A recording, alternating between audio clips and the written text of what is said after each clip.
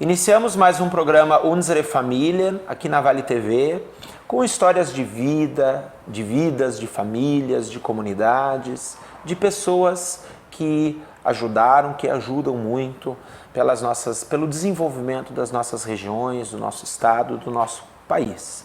Temos a alegria de ter conosco hoje, novamente, o nosso querido amigo Mário Conzen, contador da Casa Cooperativa. Ele está à frente conselheiro da Casa Cooperativa e muito ligado ao cooperativismo, que já esteve aqui conosco contando a história do nosso saudoso e sempre memorável padre Theodor Amstadt, o fundador, o iniciador do cooperativismo aqui na América Latina.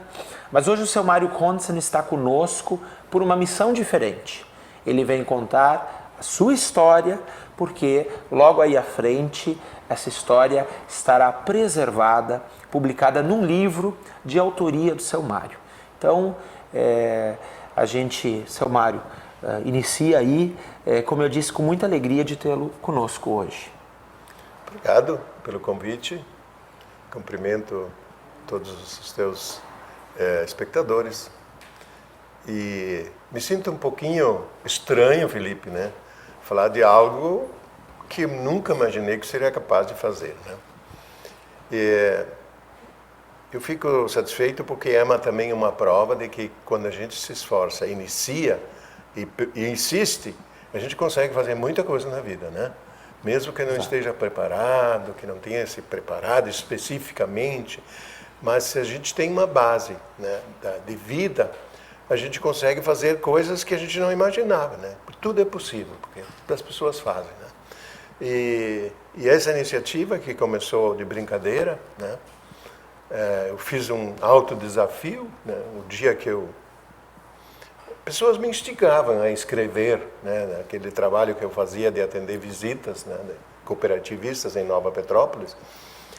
Mas eu não imaginava, não sabia como começar. Aliás, passava na minha cabeça, seguidamente, pensei aqueles colunistas que escrevem coluna todos os dias ou toda semana. Como é que eles têm inspiração, né? Os que escrevem livros, que nem o Felipe, né? Que já escreveu 26 livros, mas como é que ele começa, né? Quando ele faz? Que jeito ele senta na frente do computador? Do computador hoje, na época do padre Amstadt, era a caneta, né? Pensei, como é que será, né? E um dia liguei o computador e pensei, vou escrever uma coisa. E abri no Word uma página em branco, só que eu fiquei sentado e olhando para aquela tela, né? Mas como é que eu começo? Aí eu olhei para a data, né? E escrevi a data, 30 de maio de 2022. Né? E depois eu conheci uma frase que me marcou muito, que diz: escrever prolonga a vida. Eu concordo com isso, né? Porque a gente tem que deixar algumas coisas que a gente tem na memória, que é uma coisa muito forte, né? São memórias vivas. E aí pensei, assunto, o único que eu sabia que era um tema, que era vivo em mim, era a minha vida, né? A minha memória, né? E aí comecei por isso. É importante, seu Mário, que até o senhor destaca isso no seu livro, muitas pessoas têm histórias similares, semelhantes, de dificuldades, de terem passado muita dificuldade para poder superar os desafios e estarem aí. Mas, assim como são as histórias deles, a sua história é única. E é uma história muito bonita, da qual eu tive acesso por prefaciar a obra, e muitos, infelizmente, não registraram, mas que, certamente, o seu registro até sirva de inspiração para que outras pessoas também registrem E com certeza, não tenho dúvidas de que é uma história, a sua história, de que pode servir não só a questão da escrita, mas a questão da própria história de inspiração, porque hoje para os nossos jovens ou para as nossas crianças é tudo mais fácil. Sim. Você está ali, você, né, encosta, tem a tomada, tem a luz, tem a água encanada, tem a internet, tem o acesso às informações, tem o transporte para a escola. Meu caro, quando o senhor volta lá para a sua infância, lá para os seus primeiros anos de vida, para aquele cenário, para aquele lugar, e eu queria que o senhor descrevesse para nós qual é o lugar também, aquela realidade que o senhor se reporta, né, que viviam seus pais, o senhor, os seus irmãos. Conta um pouco essa realidade difícil, né, custosa, mas que a gente percebe que por mais difícil que foi, o senhor descreve assim de forma tão bonita, porque é a família, são as lembranças, né, eram teus pais, eram teus irmãos, é o início ali da tua trajetória. Bem, nasci na linha Jabuticaba, né? Ficava na época no município de Itapiranga. Aliás, Itapiranga nem era município na época, pertencia a Chapecó. Era todo o oeste de Santa Catarina, pertencia a Chapecó. Mas hoje é município de Itapiranga, aliás, depois dividido novamente em outros 3 municípios. E hoje a linha Jabuticaba pertence a São João do Oeste, Santa Catarina, né? Lá na beira do Rio Uruguai, atravessando o Rio Uruguai. Bom, aquela vida lá era uma vida muito pacata, né? As opções eram muito poucas. Era a natureza, era a roça, era a plantação, era a igreja e a escola depois, a partir dos 8 anos, quando me convenceram a ir para a escola. Mas embora fosse difícil, tinha pouquíssimas opções, não tinha conhecimento do nada, do mundo, de nada, né? Era muito pouco. Mas aquela vida era bastante intensa. Tinha momentos muito bons, que eram tradicionais, momentos que a gente comemorava muito, né? Esperava muito chegar o dia como Natal, né? Natal era uma festa incrível, né? Eram emoções, a gente parece que nascia de verdade de novo, né? Quando podia ir lá ver o presépio, principalmente da avó, que fazia com tanto carinho, e a gente olhava para aquilo, né? As coisas que ela pendurava no pinheiro, e saíam umas comidas diferentes, ela fazia os doces, as bolachas pintadas. Então eram alegrias, né? Era o que a gente tinha, e a gente se alegrava muito com isso, né? É incrível. Relembrar tudo isso é interessante, Felipe, porque embora fosse tão pequena, fosse algo tão simples, digamos assim, pobre no sentido de conteúdo, de quantidade, de material, ao mesmo tempo é uma coisa tão forte, né? E nunca vai desaparecer, né, da cabeça da gente. O mais difícil foi quando a gente passou a crescer e a gente começava a sonhar com mais coisas, mas não sabia nem o que era exatamente, porque a gente não tinha acesso à leitura, não tinha televisão, não tinha comunicação, né? Mas eu me sentia muito inquietante, porque eu achava que o mundo era mais que isso, era maior. Principalmente quando meus 2 irmãos mais novos foram para o seminário, e quando eles voltavam para casa nas férias, e eles falavam coisas que não sabia, né? Falavam de futebol, falavam de tantas outras coisas, né? Tinham melhor comunicação, sabiam tocar música, tinham aprendido no seminário, entre outras coisas, se apresentavam, faziam teatro. Eu digo, pois, mas e eu aqui? Não sei nada disso, não estou aprendendo, eu tenho que... Não estou nem tendo acesso, nem conhecendo. Eu acho que eu sou capaz de mais também. Agora, mas onde é que eu vou buscar? Porque eu não quero ser seminarista, né? Não usei essa tática, né, de sair de casa. Enfim, fui levando, o pai precisava da minha ajuda também na roça, né? E fiquei com ele até os 20 anos, até que o dia eu, né, consegui ajeitar as coisas com um tio meu aqui em Novo Hamburgo e vim para cá. Então faltava um mês para para completar 20 anos, eu saí de casa. E aquele dia foi algo muito forte, né?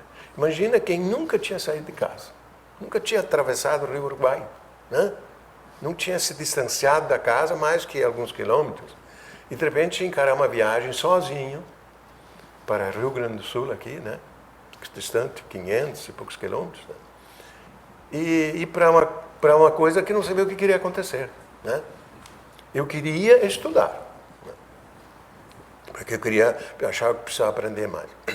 Mas o legal, Felipe, quando eu fui escrever isso, né? Por isso que eu agora estou tentando estimular pessoas que façam isso. Claro que eu fui buscar os meus antepassados, os nomes, não sei a história de nenhum, né? Mas sei os nomes agora de 8 gerações por parte de pai e 10 por parte de mãe, né? Os nomes, né? Só os nomes. Mas mesmo assim já é legal. Mas assim, quando fui lembrar tudo isso, e quando eu fui sair de casa, e quando fui escrever isso, eu me emocionei, porque eu chorei muito naquele dia. Chorei alto. Fui sair de casa, me despedi do pai e da mãe, das minhas irmãs pequenas, e chorei alto. Fui caminhando e chorando. Não sei porquê, mas estava muito emocionado. E quando eu fui escrever sobre isso, eu me emocionei de novo quase da mesma forma. Eu fiquei impressionado com isso. Por isso que eu acho que a gente tem que, essa memória que a gente tem tão viva, colocar de uma forma que alguém possa saber disso, ou que fique, né? Porque, se tu analisa, vou fazer 75 anos, né? E aí se eu olho para trás, eu fico pensando, isso está me inquietando há bastante tempo. Foi uma correria, uma luta, depois aqui em Novo Hamburgo, para conseguir coisas, comprar coisas, era importante, né? Meu pai era muito de valorizar quando a gente conseguia adquirir coisas, né? Ele dava muita importância a isso. Não que ele não valorizasse a gente ser, né? Mas para ele era importante ter, né? Porque ele foi sempre muito controlado, né? Ter, cuidar das coisas. E eu também quis adquirir coisas, né? Então para isso tu tem que correr muito, né? Senão não dá, né? E deixa de aproveitar certas coisas, viver certas coisas. Mas aí, enfim, chegou a época de eu começar a pensar, o que valeu isso, né? E agora? Eu não vou levar nada, está chegando no final da minha corrida, e aí o que eu deixo? O que fica, né? Qual foi a minha obra, como diz o Mário Sérgio Cortella? Qual foi a tua obra? Então, eu abri a minha vida nesse livro, né? Não tem segredo nenhum aí, né? Claro que se eventualmente fiz alguma bobagem maior, mas não lembro de nenhuma, mas as coisas melhores estão aí, né? E isto vai ficar para alguém, né? Não sei se alguém vai ler, não sei. Também não estou preocupado com isso, né? Mas eu vou deixar em alguma prateleira, vai ficar isso, né? E uma questão importante, seu Mário, quando o senhor fala dessa saída e dessa saída custosa, porque não é fácil você deixar, né, o lar, a família. Um pouco, se o senhor puder relatar para nós desse início aqui, dessas dificuldades iniciais em Novo Hamburgo, né, contando uma palhinha, naturalmente, do que já está escrito e do que as pessoas vão ter acesso na obra. Sim, Felipe, foi muito complicado, né? Porque eu cheguei aqui sem ter conhecimento nenhum, por exemplo, como é que é a convivência urbana, né? Como é que é a relação urbana? Como é que é o comportamento urbano? Era totalmente diferente do que é no interior, né? Numa comunidade pequenininha, né? Então, além da dificuldade da língua, foi um dos grandes problemas. Sim, né? Porque o senhor falava praticamente só alemão, né? A gente lá falava só alemão, então era meia dúzia de palavras que eu sabia em português. Então esse era um grande problema. Depois, sendo tudo novidade, né? Eu não tinha o comportamento daqui. Então eu recebia até olhares estranhos em relação a isso, né? Que eu era um colono, né? Sem um índio, né? Que de repente foi no meio urbano. Mas eu observava muito e tentava aprender tudo que foi possível. Uhum. Nesse sentido, tinha um primo meu que também me apoiou, ele tirava sarro de mim, mas ao mesmo tempo ele Te ajudar. Me ensinava as coisas, dizia as coisas, né? Era muito legal, José Luiz, nunca vou esquecer isso, sou grato a ele. Ele já estava aqui, já residia aqui? Sim, ele tinha 17 anos e morava com o pai dele, né? E eu fui morar com a família, Assim. do meu tio, né? E aí, o início, logo eu queria estudar, isso deixei muito claro. Então, eles me levaram até o Pio XII, onde eu conheci, na época, irmão Leopoldo, né? E que me acolheu, ele percebeu a minha dificuldade, mas o meu interesse também.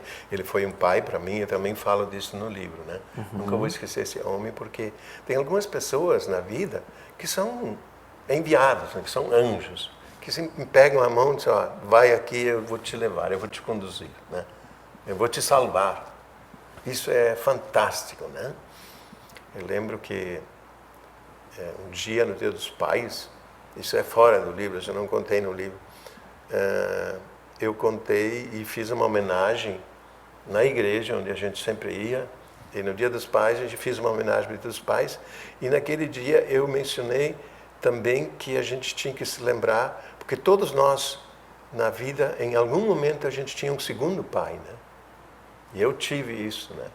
No mínimo 2 ou 3 pessoas no Hamburgo foram o segundo pai, que me alcançaram mão. E eu sei que depois da missa alguém veio me cumprimentar e chorou de emoção por eu ter falado isso, e ele entendeu que era ele, que ele estava presente. Legal. Então, que legal que tem pessoas assim. Bom, e a partir disso fui indo, né? Lutando, estudava à noite e de dia trabalhava com meu tio, carregando linguiça e queijo, que ele era vendedor. Era meu trabalho, carregar a Kombi e depois descarregar nos clientes onde ele vendia, né? E aí foi indo, né? Eu fiz o supletivo em 1999, tem que falar, né? Foi no século passado.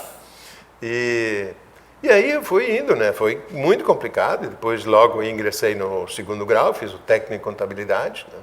Mas sempre muito difícil. Eu ainda tinha adquirido forma de comportar, de conviver com a turma que era urbana, né? Levou muito tempo isso. E eu também não falava com ninguém, eu não abria a boca. Falava com ninguém. Passava, por exemplo, no final de semana, não saía. Sim, o senhor porque não tinha dinheiro. Depois, eu não sabia me comunicar e coisa e tal, né? Então, eu ficava sempre sozinho. Sábado de tarde, domingo o dia inteiro, eu não abria a boca. Eu só voltava a falar de novo segunda-feira, quando chegava no trabalho.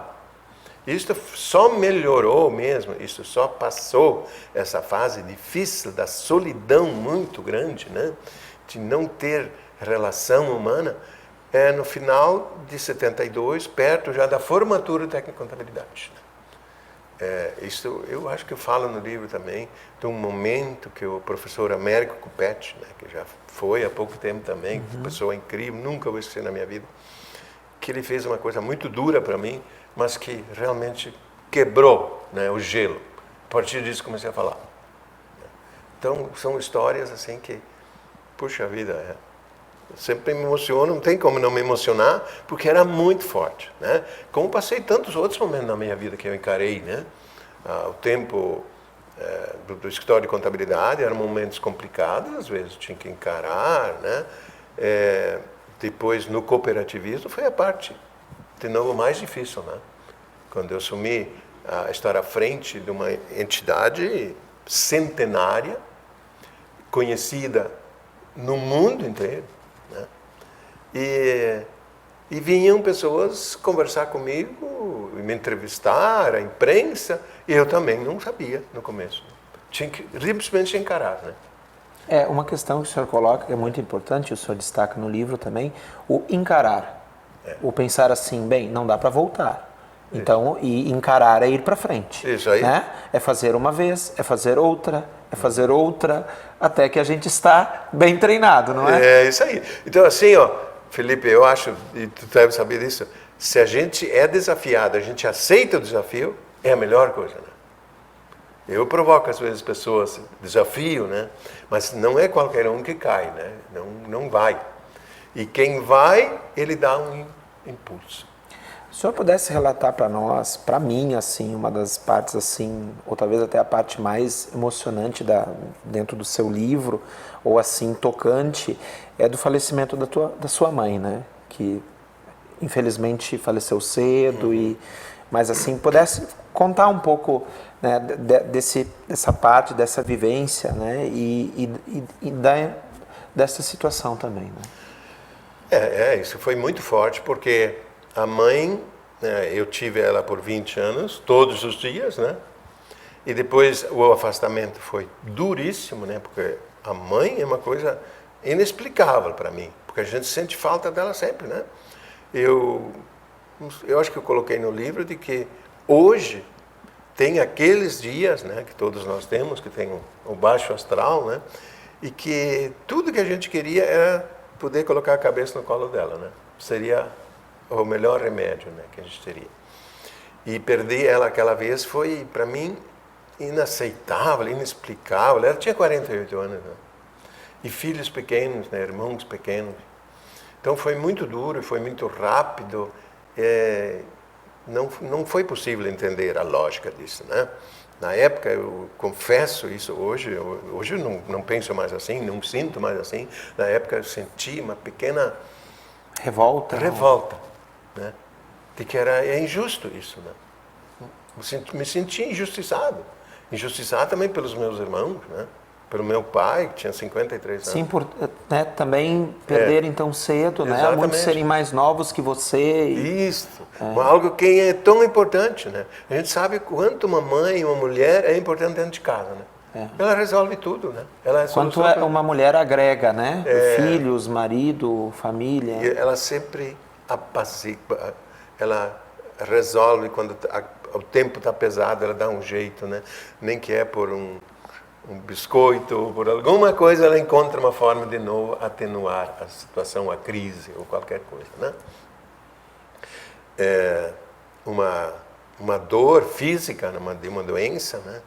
A mão da mãe é o melhor remédio, né? Então mas fez parte da história, né?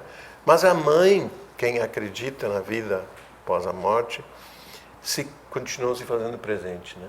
Tenho certeza disso, na minha vida principalmente, né? E ela continua viva na minha morte hoje. Eu lembro dela todos os dias. Todos os dias. Vou contar uma história aqui, então, ligeirinho, que isso não está num livro, mas alguém pode achar sem graça isso, mas eu faço isso e não sei o que significa, mas eu continuo fazendo porque me faz bem. Eu tinha lá meus 12, 13 anos. Eu sei que um dia eu estava sentado, me lembro onde eu estava sentado, num banquinho que era uma caixa de lenha, e tinha, sabe, no interior. Estava sentado ali, eu acho que estava um pouquinho, não sei, olhando para o chão já aqui. E a mãe chegou para mim, disse: por que tu está olhando para o chão? Não sei. Não, tem que olhar para cima. Sem informação, minha mãe. E ela disse: vou te dizer uma coisa hoje, que vai fazer bem para a tua vida. A gente deve fazer isso, a gente deve rezar todos os dias 3 Aves Maria. 3 Ave Maria. Porque é a mãe de Jesus, né? E ela protege a gente até o final. Inclusive, na hora de morrer, ela vai estar presente e a tua morte vai ser bem tranquila. E sabe que eu adotei isso? E faço isso com naturalidade. De manhã, a primeira coisa que eu faço é rezar aquelas 3 Ave Maria e eu lembro dela. Lembro dela até o momento que ela me disse isso. Então, percebe? Um vínculo muito forte. Para quem escuta isso, pode até achar graça, pode dar risada, né? Mas é algo que faz parte da minha vida, né? E da minha mãe. Né? Seu Mário, infelizmente o tempo é curto, sei. Já chegamos à parte final. Eu quero agradecer a sua presença e que o senhor possa deixar uma mensagem final, né? Para mim também, mas especialmente aqui, porque nós vamos tomar muitos cafés e somos muito amigos, sim, felizmente, mas aqui a todas as pessoas que nos assistem e que nos escutam no Unizer e Família. Bom, primeiro dizer, Felipe, que eu sou muito feliz em ter te conhecido, né? Ter tido essa oportunidade de me relacionar um pouco contigo, de conversar às vezes contigo, isso é muito rico, tá? Isso não tem preço. Obrigado. Então eu sou muito feliz e muito grato, né, por ter tido essa oportunidade. E os estímulos, tudo que tu dá para a gente, né? Para tantas pessoas também, né? Acompanha o teu relacionamento, anda na comunidade, visita as pessoas, deve fazer um bem para elas, é incrível, né? E em relação à mensagem, seria um estímulo que mais pessoas deixassem registrado suas memórias, né? Porque faz bem. Por exemplo, eu gostaria muito de saber mais do meu avô, do meu bisavô, imagina se pudesse saber alguma coisa do meu tataravô. Só sei o nome dele, né? Sei alguma coisa, nem do meu pai não sei muita coisa, né? Queria saber bem mais coisas. Se ele estivesse aí hoje, eu faria dezenas de perguntas para ele. Então isso eu ao menos vou tentar. Se um neto meu quiser um dia saber mais de mim, quem era o avô mesmo, Está ali a história do avô. né? Então, eu acho que mais pessoas deveriam fazer. Esse é um dos objetivos também, de eu ter feito esse esforço, né? É um esforço, sabe que é um esforço. Tudo que é obra na vida precisa e merece um esforço, né? Merece uma dedicação. Então, seria essa a mensagem. E sempre contar ainda, né, com os amigos, que nem o Felipe e tantas pessoas legais que tem por esse mundo, encontrá-las é sempre muito bom e que dá sentido à vida. Obrigado, seu Mário, por ter compartilhado aqui comigo, com todas as pessoas que nos acompanham aqui no Unsere Familien, a sua linda história e a descrição dela, e agora esse livro, do qual, assim, agradeço também aqui poder ter prefaciado esse lindo trabalho. Obrigado a todos vocês que nos acompanham aqui no Unsere Familien. Continuem nos acompanhando através aqui da Vale TV e até o próximo episódio.